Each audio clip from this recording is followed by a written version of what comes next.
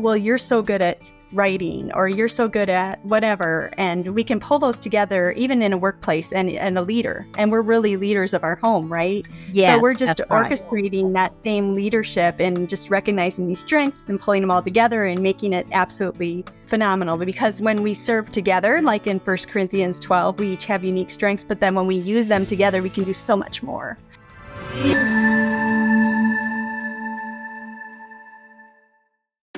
When my family started our homeschooling journey, there were so many decisions to make, but one of our best decisions was choosing to use BJU Press Homeschool.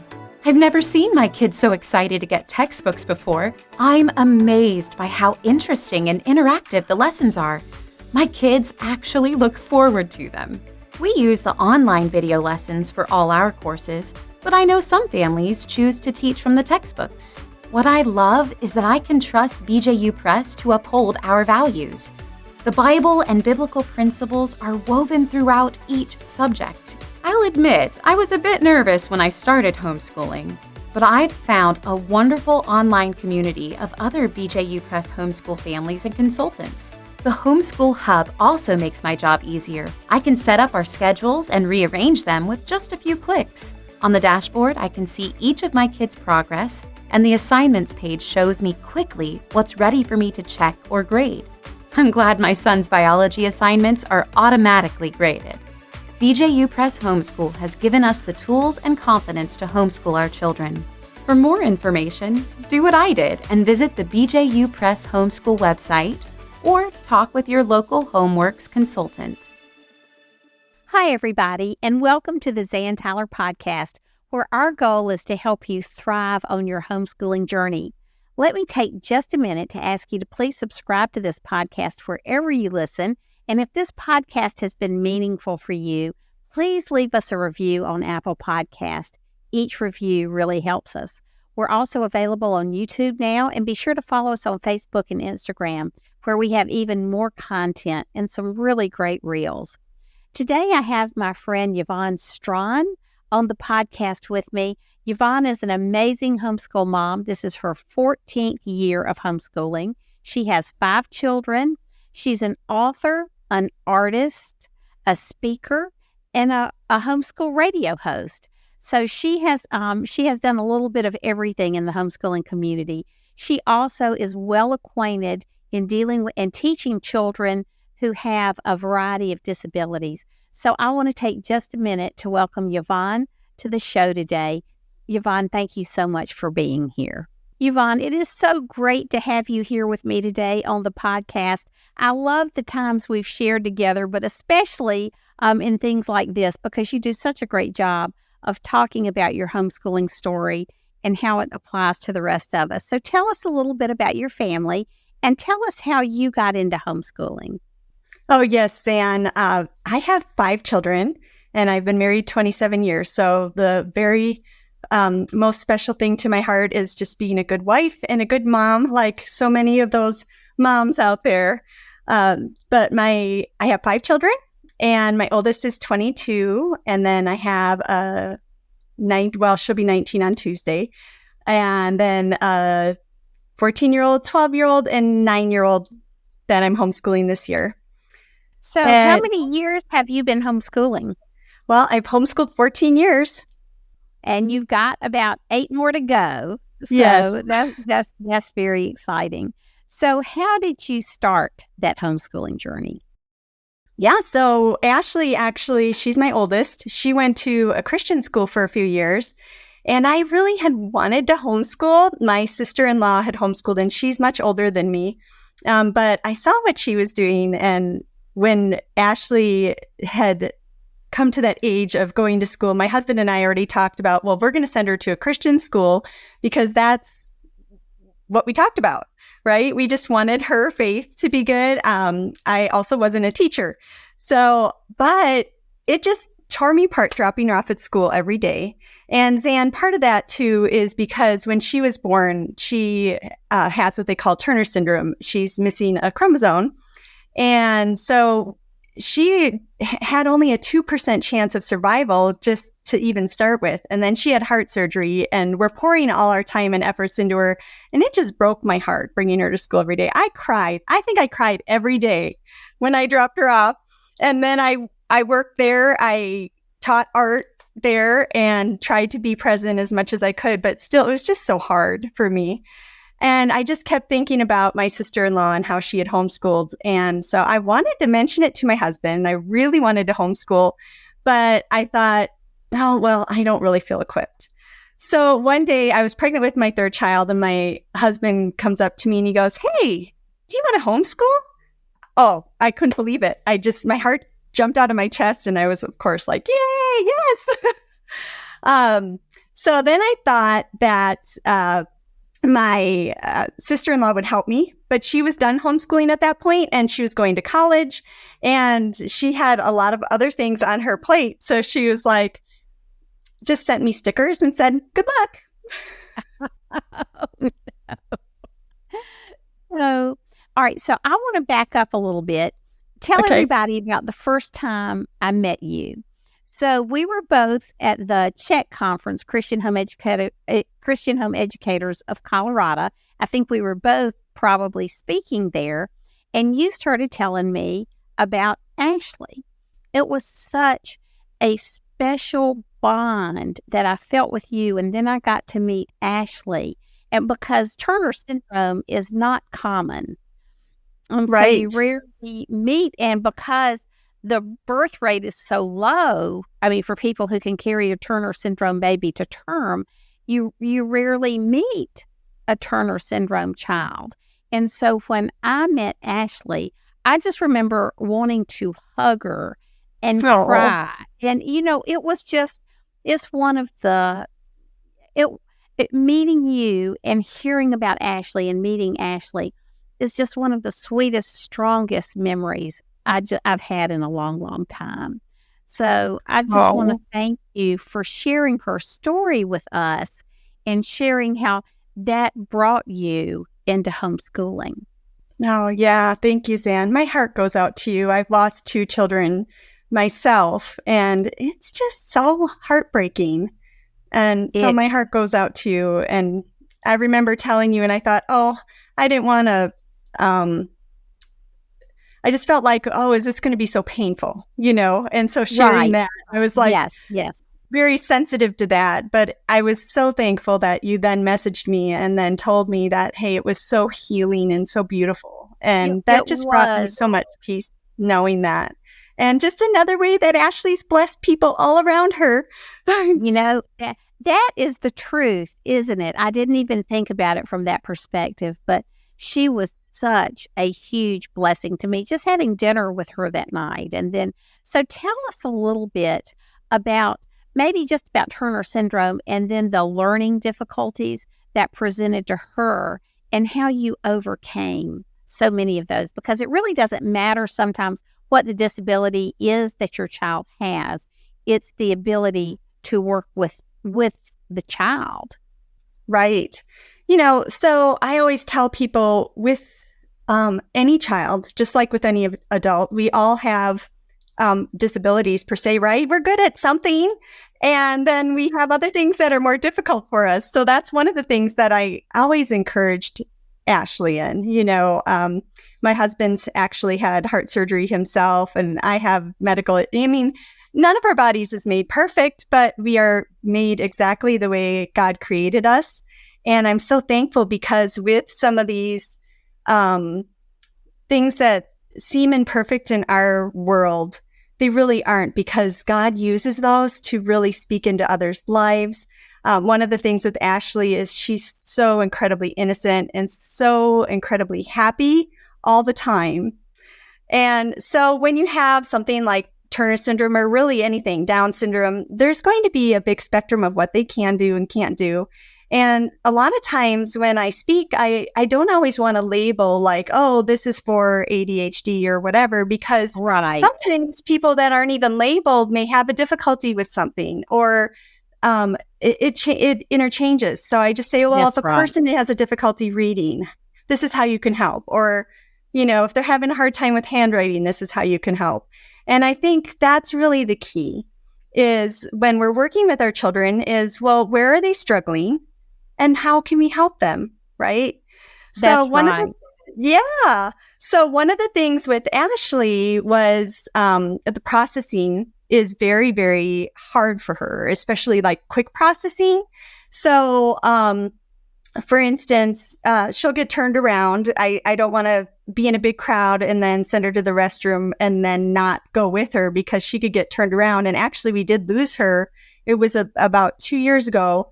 I lost her when we were at an event, and I was just like if you lose a 2-year-old almost, my heart was just, Right. I thought somebody took my Ashley, but then I remembered that, okay, wait, she has phone on her. And then I called her. Oh, that's a blessing, isn't it? Yes. Yeah. Yes. So, but she had just gotten turned around and exited a different door, went a totally different way. But I mean, it was just so hard. So some of the things with her is just like that processing and sometimes I even forget that it's there and then something like that pops up and I'm like, oh, I should have known. I need to remember, But anyway, so with the processing and the spatial relational things, school was very hard for her to process through things quickly, especially in math, and anything that required like a quicker thinking. So she doesn't drive, for instance, things like that. And she's still home with us, which is such a blessing because she helps me with all my writing and editing. And she's actually going to be working on a newspaper for our school. That's an amazing story. So I want to come back to that story, but I do want to ask you about the way you handled graduation because I love this. And I think this will really encourage parents because when we homeschool, we have the flexibility for our children to start and end when they have the readiness and the ability to do that. So tell us how old Ashley was when she graduated from high school and what led you in that process. Okay, yeah. So she was 21. And, I've had friends actually say this to me is, you know what? Nobody has ever told me that it doesn't matter what age my child graduates and that I can take it slower at their pace. And I was like, oh, yeah. That's right. Because people don't say, how old were you when you graduated from high school? Yeah. I've never applied for a job and they go, well, how old were you when you graduated high school? They never know. That's right. And so you just took it year by year, incrementally, whatever Ashley could handle. Yes, absolutely. I just wanted to make sure that she was equipped in the best way possible for when she would be ready. And in her case, it's not going out and being on her own. Rather, it's ready to be able to manage her writing and her editing and maybe some things around the house. Like if I'm not here, can she put something in the microwave and eat it? Right. Yeah. So part of our homeschool journey was to use an occupational therapist. And because I had to learn, I'm like, okay, she was vacuuming and she would vacuum in one spot over and over and over and over again. And I'm like, oh, she can't vacuum, So we went to the occupational therapist and she taught us how to, do things to help her. So for instance, with vacuuming, she would draw out the room and then she would take a little length of a crayon and she would have her move the crayon and color the one spot and then move it over. And she couldn't color the same spot twice. Well, that girl vacuums now, and she can do laundry. I have I marked all the places to put the dials and I have tape to how far you can fill it. And so we've implemented a lot of that in our home. And so I wanted her prepared that way. And then I also wanted to really look at her gifts. And I think that's important with every child, whether they have a disability or not. Look at their gifts and then how you can help them, right? That's right. I think that's really important because I think when we have children who have disabilities, our tendency is to look at what they can't do instead of what they can do. And that's typical of all children everywhere. I can remember, and I've talked about this before on the podcast, but there was a book I read as a new homeschool mom growing up learning, And the doctor who wrote this book, the professor, said, you never catch a room full of adults operating from their spheres of weakness. They always operate from their spheres of strength. So if your child doesn't love math, don't in school, instead of giving them 25 problems, we give them 100 problems.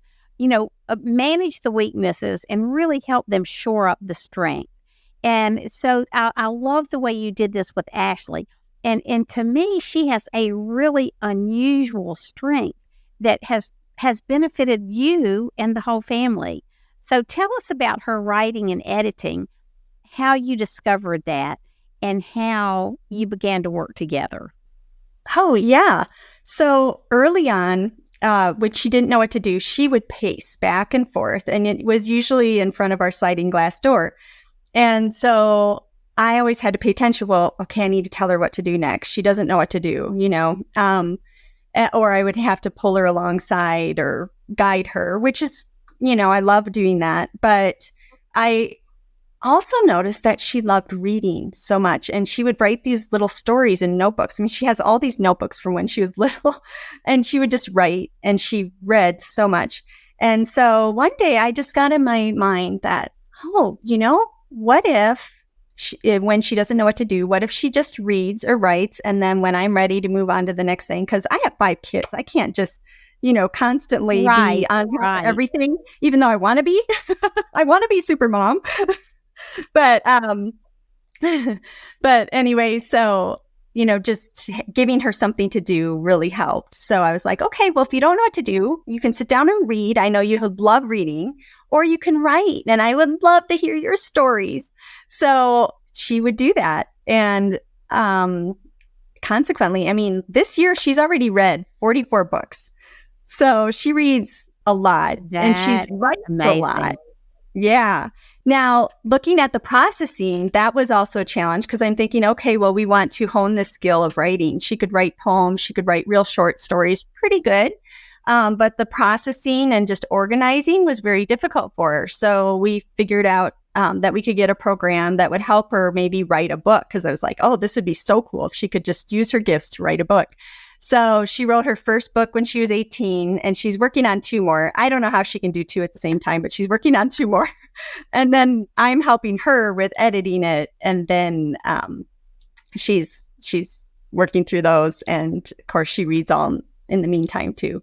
But with the processing, that's very difficult for her. One thing that is her strength is being able to memorize. So like if she meets a neighbor, she'll remember that person's name forever. I have to go to her and say, well, now what was that person's name?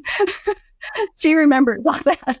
So if you're looking at editing, you have a lot of writing and grammar rules to follow. And since it's an interest of hers, she really takes heart to try to memorize that and really knows those. So a lot of times I'm like, okay, well, can I have a semicolon here? And she goes, no, Mom, that's a colon. I'm like, well, how do you know? And then usually if I look it up, she's right on. She knows that. So she really is gifted. Mm-hmm. One thing I want to talk to you about that I've heard you say before is how much your children have learned empathy from having Ashley in their lives. And I've heard you say so many times how, like, when your children just wanted to do things for your daughter and you would say, no, we all need to work together. Tell us a little bit about how one child's disability can really benefit the whole family. Oh, yeah, absolutely. So Ashley and Amber, my 2 oldest, they shared a room together all the time. And I also had a lot of learning to do, because I didn't realize that it was so incredibly hard for Ashley to organize and clean. And I'm one of these people that I like everything super organized. So I wasn't always like the most patient person with that.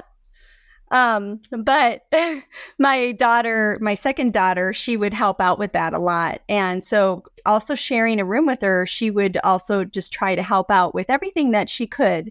And they would have a lot of, conversations about different things. And she realized that things were really hard for Ashley.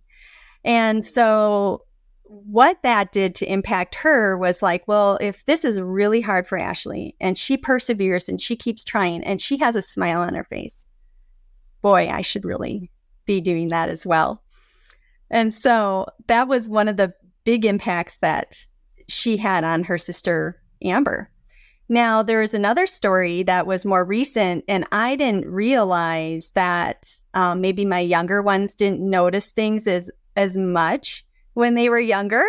And they didn't share a room either. So I feel like by the time that they were starting to really understand things, I had already learned how to work with Ashley more. And so did my husband, Jim, and so did Amber. And so I don't think that they realized a lot of things. So more recently, I would say it was maybe about 6 months ago, we have all the kids switch off and clean the kitchen at night. So that's kind of their job. And we always do a pair of two, so you always have a buddy. And so it gets to be where some of the younger ones are now paired with Ashley. And so she does some things that, she's wiping off the refrigerator and it's kind of in one spot over and over again. Or when she does things, it's a slower process. Like emptying the dishwasher may take her an hour and a half, where it might take another child 20 minutes, Right. So, right. Yeah. So they learn patience. And so one of the things that I heard them from the kitchen is like, oh, no, Ashley, we'll get that. Don't worry about it. You can just go. And I was like, oh, no, this is not good. So I talked to Jim and we pulled the 3 younger ones downstairs. So they were just kind of us and, mom and dad and those 3. And we explained, look, some of this stuff is hard for her and you have to have patience. But more so, you cannot do things for her, because this is the deal. When you have a disability or whatever, you still want to be able to do something. You still want to give. I think in our hearts, or the way that we're made to give and participate and be community and work with others. And that's very important for her. So what if the refrigerator's not cleaned perfectly? Somebody else cleans it tomorrow anyway. So we're rotating anyway. Let's just let her do what she needs to do and be thankful, but then also look at what she does and that she smiles and keeps doing it and perseveres through, and learn from that as well. That is just so powerful. And I think in a homeschooling environment, all of your children will have different strengths and weaknesses. And so some of your children are going to be great in the STEM subjects and can help the other ones with math. I know that my middle son helped my older son with the science classes they took out of the house. But then there were other things that Ty could help John and Lizzie with. And so it's a really, that's a really vital part of homeschooling to me, is to teach our kids how to appreciate the strengths of others and how to help mitigate their weaknesses or encourage them even in their weaknesses. And it really does make for an empathetic child. And I think that's across the spectrum, not the spectrum, but the spectrum of giftedness and kids with learning disabilities. It's sometimes you'll have, I just think it's all about strengths and weaknesses, but then we'll have children like our children with Turner syndromes, where the disabilities are just more pronounced for sure. So tell us a little bit about your other children and just, I think I've heard you do a workshop before on manipulatives with reading, or ideas to make reading more accessible to reading resistant kids. So any thoughts on that?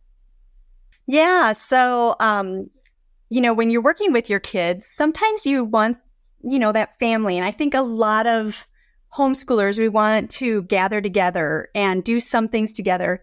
And it is important to have them kind of work together, but then also work on their own and work through their strengths. And through that, we're preparing them, because even in the workplace or whatever you do, we all have unique strengths. And if we can just notice those strengths and just like go, oh, well, you're so good at writing, or you're so good at whatever. And we can pull those together even in a workplace and a leader. And we're really leaders of our home, right? Yes, so we're just right. orchestrating that same leadership and just recognizing these strengths and pulling them all together and making it absolutely phenomenal, because when we serve together, like in 1 Corinthians 12, we each have unique strengths, but then when we use them together, we can do so much more. Amen to So that. yes. So to answer your question about reading, you can, there is reading based off of like what Dr. Orton and Anna Gillingham established, and it's like a structured literacy. So you work through the sounds first. And so you may show them a T, for instance, and then you'll show them a picture of like tiger and turtle and so on. And so they'll get the visual of T, and then they'll learn the sound of T. And you may even have them act like a turtle when they hear T. And that will help them to really solidify that. So you're bringing in the auditory, the visual, the kinesthetic, and it's hitting all of their senses in a way. And so it makes it a very strong learning situation. Right.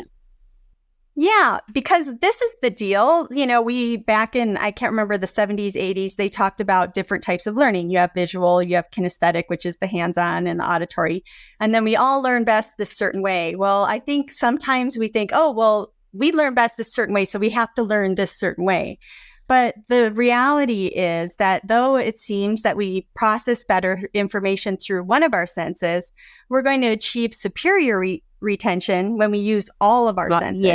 Yes. And That's furthermore, an point. Yes. Yeah. And then furthermore, it will equip us. So if we lose one of our senses, we're not lost, right? So let's say, that's a really good point. Yes. Right. Yeah. So my neighbor, when I was a kid, he had a tumor in his brain. And so he had to have that operated on. Well, he came out and he was blind. He was 4.5 years old. And he had to learn how to operate with those other senses. Well, right now, and he lives in Wisconsin, so he has his own chocolate shop now because he went on to school for the blind, and then he wanted to be a chocolatier. So now he has his own chocolate shop. He has a Braille typewriter, or not a cash register, sorry, and he can hear where people are in his shop. And then when we went back there, it was so precious because I brought all of my kids and I'm like, okay, I want a demonstration. So they all got to meet Joel, and it was just so precious because he's showing them how he puts the chocolate in the molds and how he knows what color by the feel that needs to go there. And then when he makes the chocolates, he knows what's inside depending on what the swirl on top is and everything. And it's like, isn't that just amazing that God was able to give us all of these senses? You know, where we are weak, we can use our strengths to help us in areas to strengthen that. And so that's such an incredibly important thing, is to really work through all of those senses. Even though one may be stronger, you can use that to strengthen the others. Yes. Well, last week, I can't wait for you to hear this on the podcast. The last 2 weeks, I interviewed one of my closest friends, Faye Apis, who was blinded at birth and homeschooled for children all the way through high school. And it's so much of that story sounds like your friend. So it's not just kids who need to work through disabilities. Many times it's us as homeschooling moms who have our own areas of weakness or disabilities. But before we leave this topic, do you remember the title of the workshop you gave at our Homeworks by Precept online party? Yes, redefining disabled as God is abled. Yes, I love that. I love that. I will forever, I couldn't remember it just now. I will forever remember that title because it flips on its head what we think sometimes about the nature and scope of disabilities. So I want to talk for just a minute about your book, and it is called Inspirational Homeschooling, the Christian Homeschooling Guide to Balancing Academics and Family Life. First of all, I know that for many years you've been a consultant with Homeworks by Precept and have become a real expert in the BJU Press homeschool curriculum. So tell us a little bit about that and how you encourage parents to balance life and academics.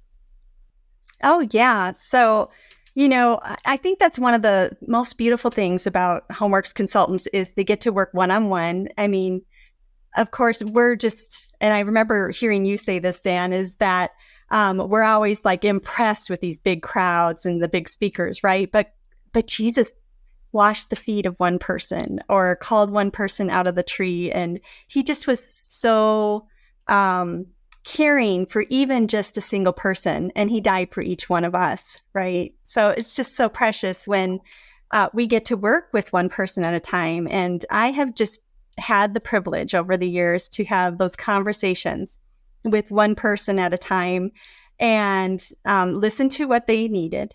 And then in turn, been able to help them, what about testing? Can I help with testing?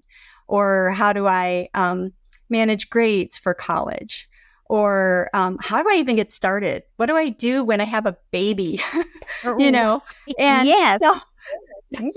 So, these homeworks consultants are, really amazing because they just all feel so privileged to be able to help on that one-on-one. And it just grew me and blessed me over the years that I got to do that. So let me ask you this question because of the things you've said before that have been so meaningful to me. Some people have the sense or the feeling that if you have a set curriculum like BJU Press Homeschool, some people will call it a curriculum in a box. Surely you can't accommodate the needs of your children. You can't teach to their particular learning style. How do you feel about that? How do you answer that question? Oh, that's not even true at all.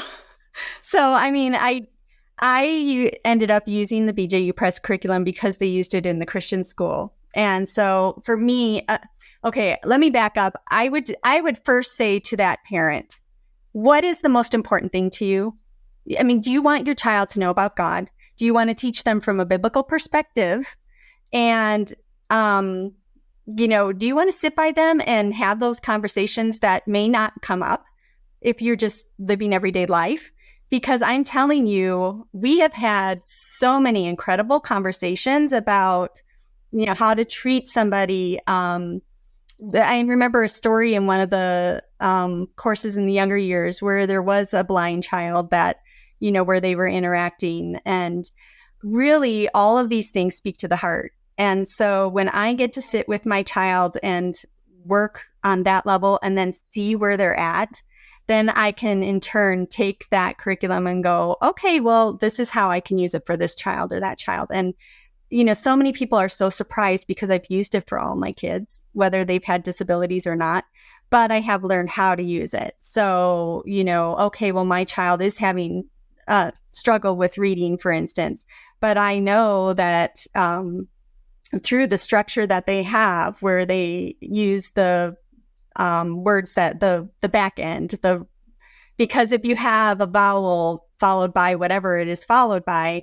that vowel sound can change. So they use a lot of things that actually work with, for instance, dyslexia and that. So just being able to look at your child and go, okay, well, this is where they need help, and then be able to help them slow it down and use what you can. Like you were saying with math, I mean, you don't have to give them 100 problems. Let's sit through and work 5 today, and then maybe tomorrow we'll go through some of the things that you were struggling with, and then let's look at those as well.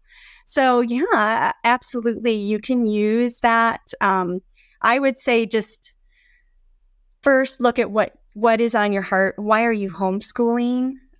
What do you want to teach your children? To me, that's the most important aspect of whatever you choose to use. Right. And your tools align with that.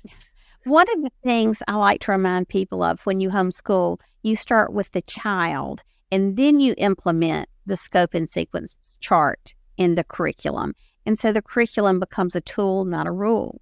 And, right. So if you want to, if you're interested in the BJU Press Homeschool curriculum, you can go to the website homeschoolhelp.com/map and find a consultant in your area, just like Yvonne, who really wants to help you succeed in homeschooling your children where they are in life with their giftedness and strengths. So I want to ask you 2 more questions, Yvonne, because I love your book and I've really been encouraged by your book. So with so many needs pressing in on homeschooling moms and so many things we're responsible for every day, from cooking and cleaning and extracurricular activities, and then all of the subjects, What is your best advice for gaining focus on what is important and setting priorities? And I think you discuss this in chapter 16 of your book. I just want to remind people of what a great book it is. Oh, thank you. Yeah. So, boy, you just need to go back to, hey, what is most important to me? I address in the book, like, first of all, where are we spending our priorities? So, we each have 24 hours in a day. You may want to write down what you're doing and then look at it. And then not just look at that and go, oh, well, I got this done and that done and this done, but rather look at it and go, well, how did I feel when I was doing this? How did I feel when I was doing that? Did this feel right? So for instance, a child was sick and you spent half of your day, cleaning up in the restroom and around the toilet and everything because they didn't always make it when they were vomiting or whatever. And so therefore you didn't get to work with your other kids as well. And so how did you feel when you did that? Well, maybe you might feel like, well, I didn't get school done and now I'm 4 days behind. Or you could say, well, I had the opportunity to help this child and my other kids saw me care so much for this one child and they were concerned as well. And so I'm so incredibly thankful that I had that opportunity to show them that I cared. And then also the opportunity for them to grow as well. And so as you're looking at priorities, first of all, I love doing the Bible in the morning. And one of the things I'm working with is the biblical worldview with my two junior high. Well, one's in 6th and one's in 8th. The book's biblical worldview. Yeah.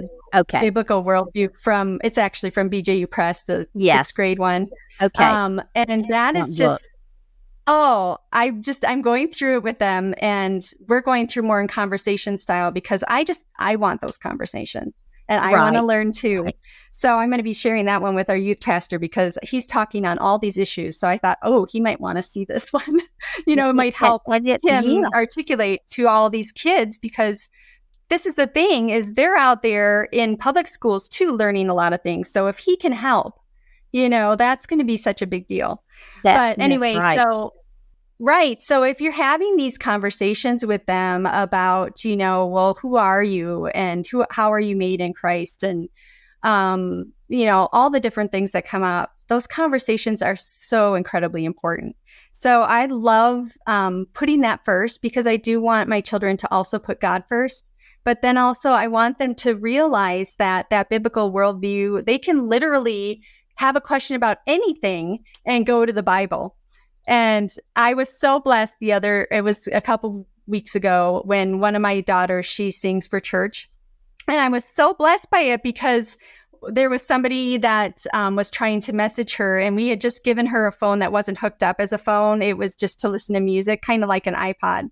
Well, I realized with the Wi-Fi, there's some messaging abilities. So he was trying to, you're pretty and stuff. And she's like 12 years old. And she is like kind of embarrassed about this. So she didn't tell me.